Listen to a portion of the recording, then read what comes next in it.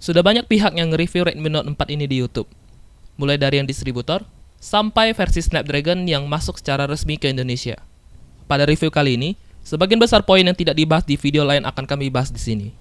So, boleh dong klik tombol like dan subscribe-nya dulu. Nah, kalau gitu, langsung saja kita mulai. Let's get started.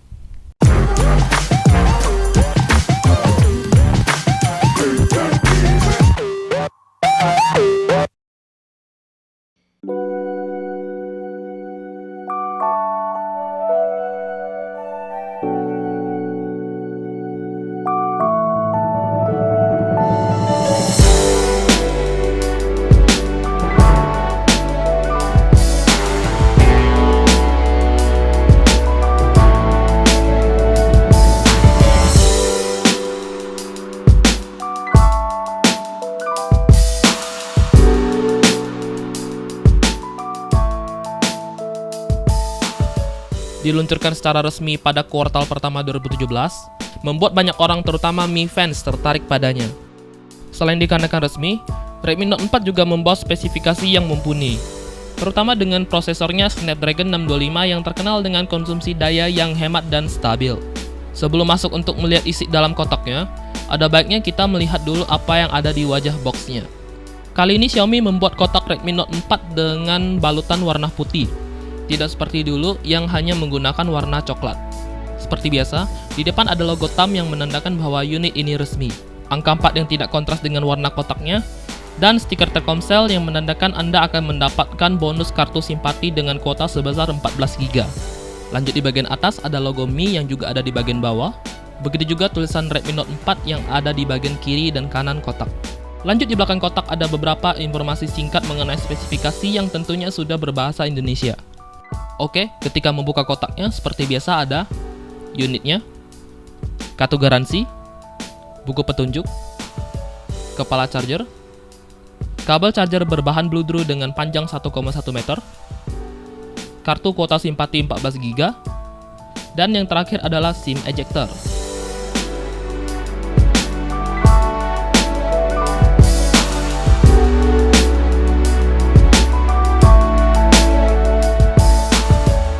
Smartphone berukuran 5,5 inci ini menggunakan konstruksi bodi berbahan metal, tapi tidak semuanya berbahan metal.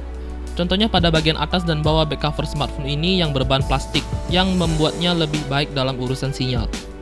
Pada dasarnya desain dan peletakan tombol pada smartphone ini agak mirip dengan sang kakak Redmi Note 3, yaitu kamera, LED flash, dan sidik jari pada bagian belakang, tombol power dan tombol volume di bagian belakang yang agak empuk, slot SIM tray di sebelah kiri, dan di bagian atas ada jack audio 3,5 mm, infrared blaster yang berfungsi sebagai remote TV, serta mikrofon kedua yang berfungsi sebagai perekam suara sebelah kiri ketika merekam video. Di bagian bawah juga terdapat mikrofon utama yang berfungsi sebagai suara kanan saat merekam video, port charger baterai micro USB yang sudah mendukung fast charging, serta lubang speaker. Perlu diketahui bahwa lubang yang di sebelah kiri itu adalah lubang mic, bukan lubang speaker, jadi otomatis speakernya hanya satu alias mono. Unit yang kami review datang dengan bodi dengan keseluruhan berwarna matte black yang membuat smartphone ini terlihat kalem dan gagah.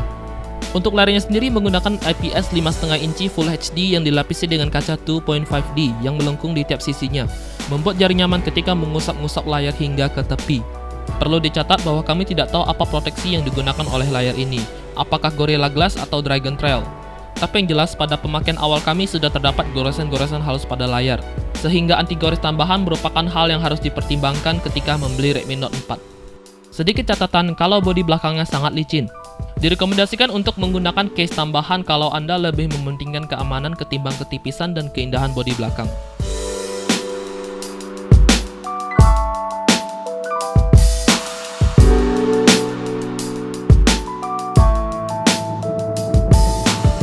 Karena resmi, Redmi Note 4 yang masuk ke Indonesia ini tentunya berbeda dengan versi distributor, seperti prosesor Snapdragon 625 octa-core 2 GHz, layar 5,5 inci IPS 1080p, RAM 3 GB, storage 32 GB, baterai 4000 mAh, dan OS 6.0 Marshmallow.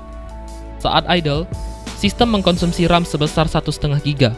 Kami tidak memberikan hasil benchmark karena kami yakin Anda lebih tertarik dengan pemakaian sesungguhnya. Soal performa, Kami tidak menemukan lag ataupun loading selama pemakaian untuk sosial media. Membuka aplikasi hingga 10 pun tidak mengalami refresh ketika kembali ke app awal. Namun dibandingkan hal yang kami sebutkan tadi, kami lebih impresif dengan ketahanan baterainya. Baterai 4000 mAh yang dipadukan dengan prosesor Qualcomm Snapdragon 625 yang terkenal akan efisiensi dayanya itu membuat Redmi Note 4 bisa melewati 1 hari tanpa pengisian daya. Dengan pemakaian sosial media yang intensif, mulai dari pagi sampai malam baterainya hanya menyisakan 30%. Dan jika menggunakan smartphone ini secara normal alias tidak intensif, smartphone ini dapat bertahan selama 2 hari. Dengan adanya fast charging, baterai ini dapat diisi dari 19% hingga 100% hanya selama 2 jam 20 menit hingga 2 jam 40 menit. Tergantung seberapa banyak aplikasi yang berjalan di belakang layar. Tak lupa kami membahas sidik jarinya yang terletak di bagian belakang itu. Di Redmi Note 4, sidik jarinya dapat digunakan ketika layar dalam keadaan mati. Membuatnya tidak perlu membangunkan layar hanya untuk menggunakan sidik jari. Soal akurasi, selama pemakaian 2 minggu kami tidak pernah memasukkan pola atau pin karena gagal membaca sidik jari. Hal ini membuktikan bahwa fingerprint di Redmi Note 4 sangat akurat. Bahkan posisi jari dengan sudut berbeda pun dapat dibacanya dengan baik. Soal kecepatannya kami sebut relatif. Kenapa? Karena pemindah sidik jari dapat berfungsi dengan kecepatan biasa apabila kita asal meletakkan jari kita ke sensor. Sebaliknya, apabila kita meletakkan jari kita dengan tegas dan presisi, fingerprintnya dapat bekerja dengan sangat cepat. Bahkan jika dihitung, hanya sekitar 0,2 detik.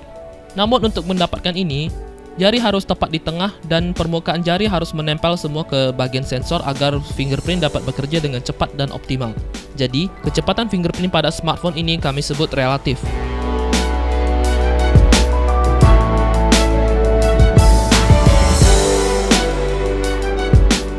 Soal MIUI, kami tidak akan membahasnya panjang lebar karena kami yakin sebagian besar dari Anda sudah paham dengan ini. Karena ini versi resmi, otomatis ROM yang digunakan adalah ROM resmi juga. Tidak ada bloatware yang tidak penting lagi ataupun mengganggu. Aplikasi bawaan yang bisa dinonaktifkan, tapi tidak bisa memindahkan aplikasi ke microSD.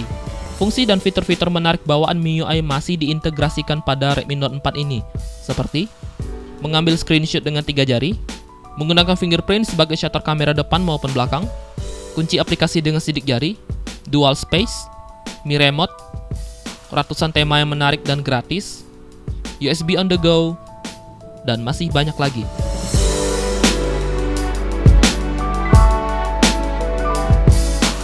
Banyak yang kecewa dengan penurunan resolusi pada penerus Redmi Note 3 Pro yang dulunya beresolusi 16 megapiksel. Untuk mode manualnya sendiri hanya bisa mengatur white balance dan ISO. Di depan terdapat kamera 5 megapiksel yang diintegrasikan dengan fitur Beautify dengan tingkatan normal, sedang, dan tinggi. Untuk hasil fotonya sebenarnya juga relatif.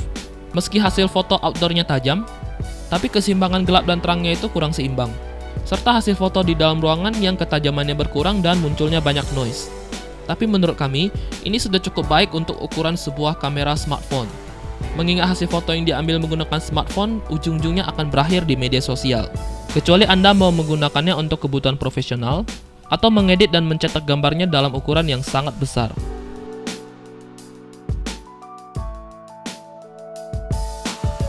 Terima kasih telah menonton video ini. Jika ada pertanyaan, tuliskan pada kolom komentar. Kalau suka dengan video ini, jangan ragu untuk klik like dan share video ini ke teman-teman Anda. Akhir kata, thank you and stay tuned.